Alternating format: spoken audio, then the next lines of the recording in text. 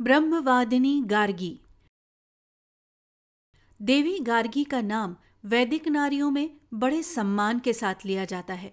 वे बाल ब्रह्मचारिणी हुईं, संसार के सुखों को स्पर्श भी नहीं किया, रात दिन ब्रह्मचिंतन में ही डूबी रहती, वेद शास्त्र पढ़ते पढ़ते इतनी तल्लीन हो जाती कि शरीर सुधि नहीं रहती।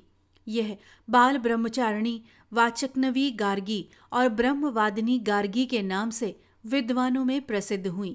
पिता का नाम वचक्न होने से वाचक्नवी तथा गर्ग गोत्र में उत्पन्न होने के कारण गार्गी कहलाईं।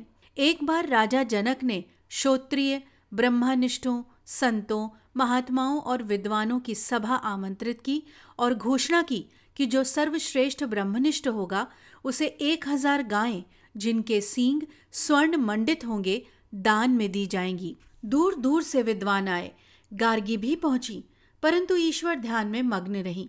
सभा प्रारंभ हुई। सभी विद्वान एक दूसरे के मुंह की ओर ताकते रहे, किसी ने कुछ नहीं पूछा।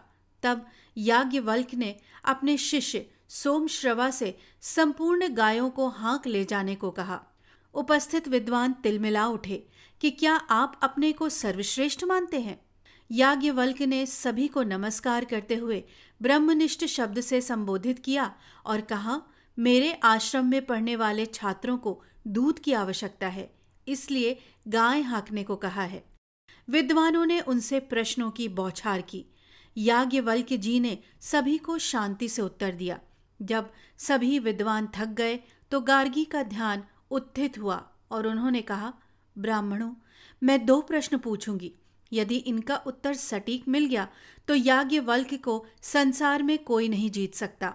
देवी गार्गी ने प्रश्न किया, हे महर्षि, इस पृथ्वीलोक और दूसरे सारे लोकों के बीच में क्या क्या है, क्या हो चुका है और क्या होने वाला है? याज्ञवल्क्य जी ने उत्तर दिया, आकाश ही में सब है, आकाश ही में यह सब विश्व है, यह गोल है, इसे खगोल भी कहा जाता है। देवी गार्गी संतुष्ट हुई। तब दूसरा प्रश्न किया, आकाश किस में रखा हुआ है? महर्षि बोले, हे गार्गी, यह जो अविनाशी व्यापक ब्रह्म है, आकाश और सब पदार्थ उसमें रखे हुए हैं, वही सारे संसार का आधार है, सहारा है। वो न पतला न मोटा, न लंबा न छोटा न बड़ा है। वो कुछ नहीं खाता और न भोगता है। वही सारे विश्व का अकेला राजा है। वही सबको दंड देता है, रुलाता है। वही सबका रक्षक पालक है। इस उत्तर से देवी गार्गी बहुत प्रसन्न हुई और विद्वानों से कहा कि सभी महर्षि को प्रणाम करो, अब इन्हें जीतने वाला कोई नहीं है। यह कहकर देवी गार्गी चुप हो गईं। ऐसी विदुषी और ब्रह्मवादिनी माताओं पर भारत और भारत की संस्कृति को गर्व है। चरणों में मस्तक नत हो जाता है।